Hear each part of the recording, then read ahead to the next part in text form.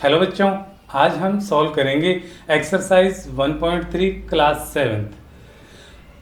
इस एक्सरसाइज के पहले 5 क्वेश्चन हम हल कर चुके हैं। आज हम देखेंगे क्वेश्चन नंबर 6 और 7। तो क्वेश्चन नंबर 6 देखते हैं। क्वेश्चन नंबर 6 क्या है? किसी हिमीकरण प्रक्रिया अर्थात कूलिंग कर रहे हैं, ठंडा करने की प्रक्रिया है, वो हिमीकरण है। किसी हिमीकरण प्रक्रिया में कमरे के तापमान को 40 डिग्री सेल्सियस से 5 डिग्री सेल्सियस प्रति घंटे की दर से कम करने की आवश्यकता है। कमरे का तापमान है वो 40 डिग्री सेल्सियस है और कमरे का तापमान कम करना है क्योंकि कमरे को ठंडा करना है। जितना तापमान कम है उतना कमरा ठंडा होना है। तो किस हिसाब से कम कर रहे हैं? 5 डिग्री सेल्सियस प्रति घंटे के हिसाब से कमरे के तापमान को कम किया जा रहा है।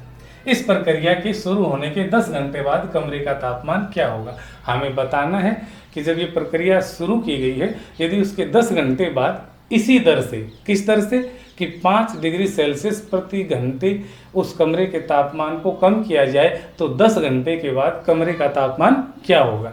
तो चलिए देखते हैं कि आरंभ में कमरे का तापमान क्या था। क्वेश्चन नंबर 6 है,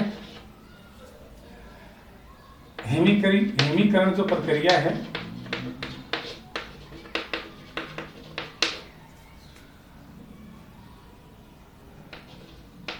कि पहले कमरे का तापमान कितना है?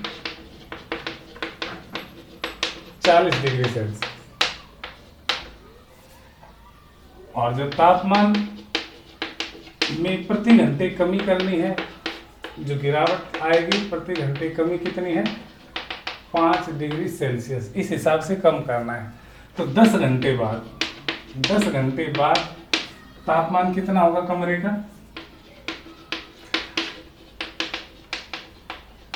अब देखिए, पहले साधारण से भाषा में देखिए कि 1 घंटे में अगर 5 डिग्री सेल्सियस तापमान कम होता है तो 10 घंटे में कितना हो जाएगा? 50 डिग्री सेल्सियस। और कम है तो कम को किससे लेंगे? हम ऋणात्मक मान से लेंगे। तो 10 घंटे बाद तापमान कैसे निकालेंगे? शुरुआत में कितना था तापमान? 40 डिग्री सेल्सियस। अब यहाँ देखिए 5 घंटे में, अगर 1 घंटे में कम हुआ है 5 डिग्री सेल्सियस, 10 घंटे में कितना कम होगा? अब ये कम की बात है तो कम का अर्थ ऋणात्मक। तो कितना कम हुआ? घटा 5 गुणा 10 डिग्री सेल्सियस जो है। तो यहाँ क्या आया? 5, एक ऋणात्मक चिन्ह है, एक धनात्मक, गुणा है, तो क्या होगा? ऋणात्मक मान।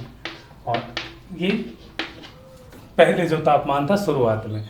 अब 10 घंटे बाद तापमान, तो 40 जमा घटा 50, तो कितना हुआ? घटा 10 डिग्री सेल्सियस।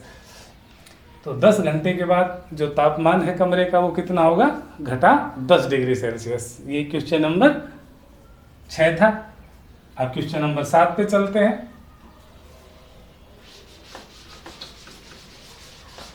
क्वेश्चन नंबर 7 में किसी क्लास का टेस्ट का जिक्र है। किसी क्लास के टेस्ट का क्या है देखते हैं। क्वेश्चन नंबर 7 में लिखा है 10 प्रश्नों वाले कक्षा टेस्ट में प्रत्येक सही उत्तर के लिए 5 अंक दिए जाते हैं और गलत उत्तर के लिए 2 अंक अर्थात घटा 2 काट लिए जाते हैं। गलत है, यदि आप किसी प्रश्न का सही जवाब देते हैं तो आपको 5 अंक दिए जाएंगे। और मान लीजिए 2 क्वेश्चन थे, पहले का आपने जवाब सही दिया 5 अंक आए, दूसरे का गलत हुआ तो उसके 2 अंक काट लिए जाएंगे और आपका कुल स्कोर होगा 5 घटा 2 3। इस प्रकार हमें करना है। 10 क्वेश्चन है, सही के लिए 5 अंक, गलत के लिए घटा 2 अंक, एवं जो प्रश्न हम हल नहीं करते उनके लिए 0 अंक दिया जाता है। 3 पार्टिसिपेंट हैं, मोहन, रेशमा और हिना। मोहन जो है उसने 4 प्रश्नों का सही उत्तर दिया है और 6 उत्तर गलत देता है। हमें बताना है कि उसका स्कोर कितना होगा। तो चलिए एक एक करके देखते हैं। पहला पार्ट ए लेते हैं 7th क्वेश्चन का। 7th क्वेश्चन का पार्ट ए और मोहन का देखते हैं कि स्कोर क्या है। पहले यहाँ देखते हैं सही उत्तर के लिए। सही उत्तर के लिए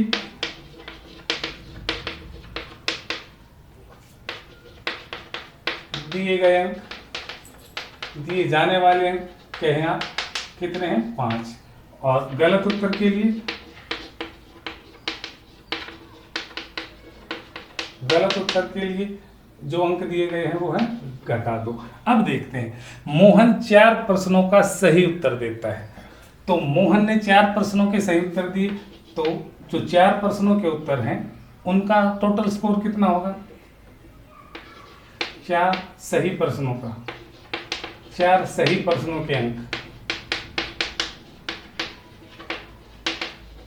कुल अंक कितने हो जाएंगे? एक सही का है 5, 4 सही होंगे तो 4 गुणा 5 20 अंक। अर्थात जो 4 सही हल दिए हैं उसने, जो 4 सही प्रश्नों का उत्तर दिया है उसके लिए उसे 20 अंक मिल गए। लेकिन आगे क्या कहा है उसने? 6 का गलत उत्तर दिया, तो 6 गलत जो उत्तर थे उत्तरों के लिए काटे गए अंक कितने हैं या दिए गए अंक? 6 गलत उत्तरों के लिए एक उत्तर है उसका है घटा 2। अगर आप गलत देते हैं तो उसके अंक दिए जाते हैं घटा 2। 6 के लिए 6 गुणा घटा 2 अर्थात घटे 12 अंक, इतने अंक। तो मोहन का कुल स्कोर क्या हुआ? मोहन का कुल स्कोर या मोहन द्वारा प्राप्त जो अंक हैं उनका योग कितना हुआ? 20 जमा में घटे 12, 20 और जमा घटा 20 घटा 12 8। तो कितने अंक आए मोहन को? 8। मोहन ने उस टेस्ट में 8 अंक प्राप्त की। उसने 4 प्रश्नों का सही उत्तर दिया जिसकी उसे 20 अंक मिले, जबकि उसने 6 प्रश्नों के गलत उत्तर दिए उसके लिए उसके 12 अंक काट लिए गए। इस प्रकार जो टोटल स्कोर है उसका कितना है? 8। तो उसको 8 अंक मिले। अब हम देखते हैं रेशमा और हिना जो हैं उन्हें कितने अंक मिले।